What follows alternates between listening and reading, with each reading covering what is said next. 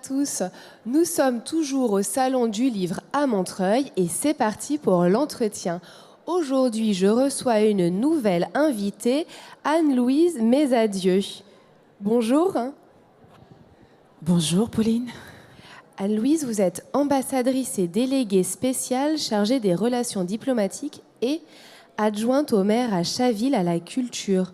Cela fait déjà quelques années que vous venez. Quel est votre meilleur souvenir ? Excellente question. J'avouerais que toutes les années, au fait, demeurent exceptionnelles. Je dirais plutôt, c'est quand on arrive et on voit tant de personnes et on se dit tant de personnes passionnées de culture, de littérature, enfants, parents, intergénérationnels. Je ne saurais pas dire lequel est le meilleur, mais c'est vrai que de voir tant de personnes réunies autour du livre, c'est inoubliable. Et quel sens a votre partenariat ? Alors vous savez, à la région Île-de-France, nous menons une action extrêmement riche avec la présidente de région Valérie Pécresse autour de la culture et de la littérature. Donc favoriser l'accès à la littérature, à la culture, notamment auprès des jeunes franciliens, demeure pour nous une réelle volonté. Et puis c'est notre politique. Donc le sens, il est tout trouvé. Hein. Comme vous savez, la culture est un vecteur de cohésion sociale.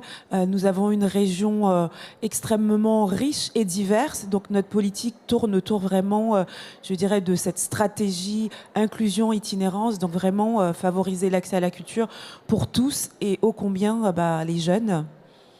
Justement, pour vous, quels sont les enjeux pour la lecture dans une si grande région ? Les enjeux sont multiples et fort souvent, pour ma part, je dis que accéder à un livre, accéder au savoir, avoir un livre peut sauver une vie. Donc le sens pour les jeunes, vous savez, les lycéens, parce que les lycées sont notre compétence, je dirais, première. Certains lycéens ont, par le biais de la famille, souvent accès à la littérature, à la culture. Certains découvrent des auteurs grâce au lycée. Et donc, nous, notre politique permet à des lycéens, notamment à travers les actions que nous menons, que ce soit à travers les leçons de littérature que nous organisons dans nos lycées, qui permettent aux jeunes d'avoir accès à un auteur contemporain, de favoriser aussi l'accès à la création, demeure pour nous très, très, très important. Pour finir, le salon en 3 mots ? C'est déjà très rapide. Le salon, en 3 mots, je dirais richesse, ouverture, élévation. Richesse parce que vous avez une pluralité d'auteurs et nous aidons toute la chaîne du livre, les libraires, l'édition.